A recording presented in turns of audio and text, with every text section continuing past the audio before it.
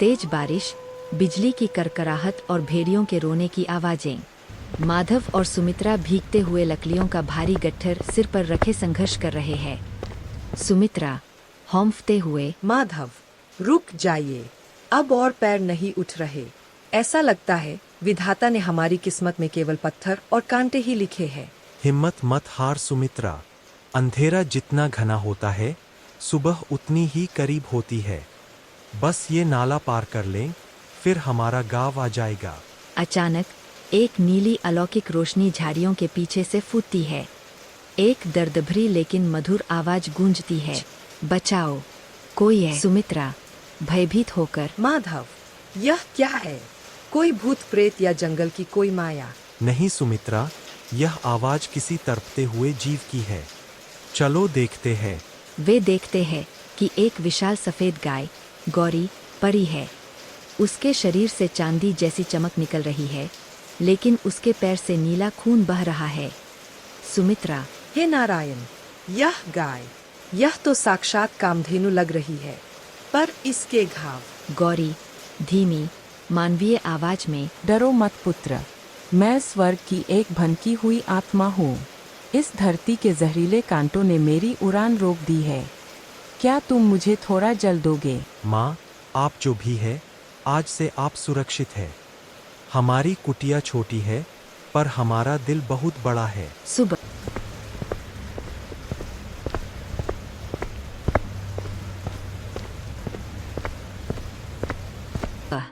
धूप की किरणें गौरी के सफेद शरीर पर पड़ रही है, जिससे पूरी झोपड़ी जगमगा रही है।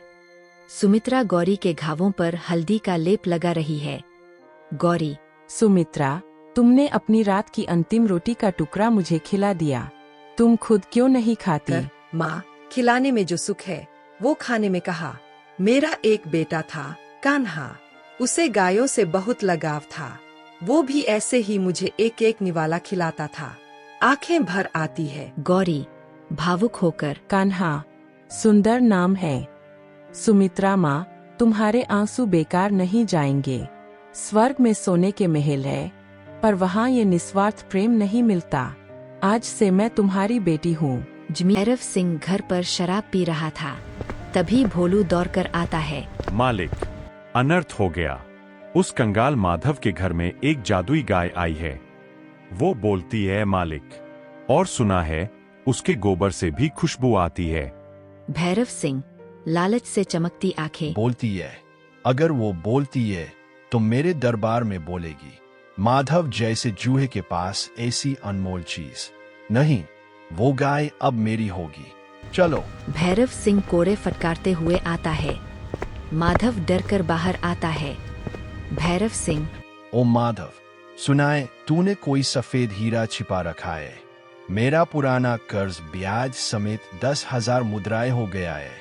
या तो अभी पैसे दे, या इस गाय को मेरे तबेले में बांध। हुजूर, ये गाय नहीं, हमारी आस्था है, कृपा करें। भैरव सिंह गौरी की तरफ बढ़ते हुए, हटाओ इसे। लठैत माधव को धक्का देते हैं।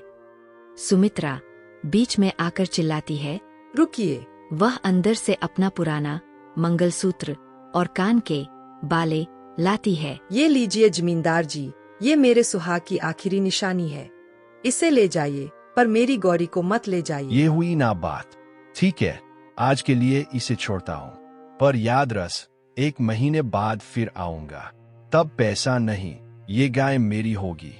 कुछ दिन बाद गांव में